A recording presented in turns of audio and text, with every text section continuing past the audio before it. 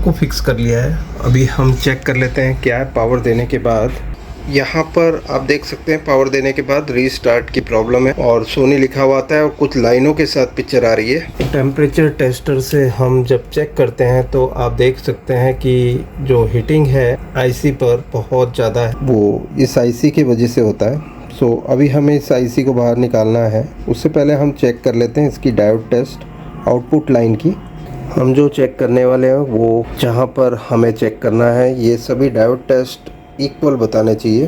तो हम सबसे पहले RX 0 माइनस और प्लस चेक कर लेते हैं। RX 0 माइनस सही है, RX 0 प्लस यहाँ पर शॉर्ट बता रहा है जैसे कि आप देख सकते हैं। तो ये शॉर्ट रीडिंग एक्चुअली यहाँ से है बिकॉज यहाँ पर आउटपुट में कुछ लगा हुआ नहीं है। तो जो भी शॉर्ट रीडिंग है आईसी से आ रही है। सो अभी हम आईसी को निकाल कर रीबॉल करके लगाएंगे।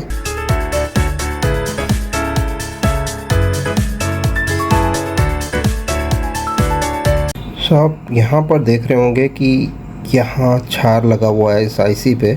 हमने क्लीनिंग कर ली है। मेरे पास स्क्रैप बोर्ड है जिसमें ये आईसी है। ये आईसी हम निकाल के इसमें इंस्टॉल करेंगे। रिबॉलिंग की हमने तैयारी कर दी है। जैसे कि आप देख सकते हैं सारे बॉल एरिया इस आईसी में स्टेंसिल के थ्रू दिख रहे हैं।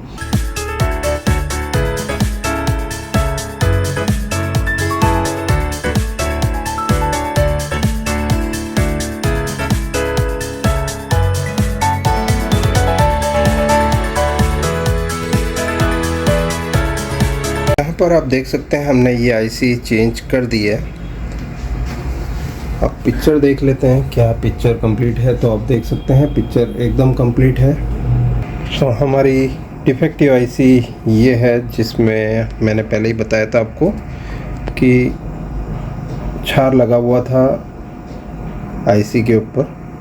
हमने रिवॉल्विंग करके लगाकर चेक किया। नो पिक्चर से पिक्चर तो आ गई लेकिन रीस्टार्ट हो रहा था और कुछ वर्टिकल लाइंस के साथ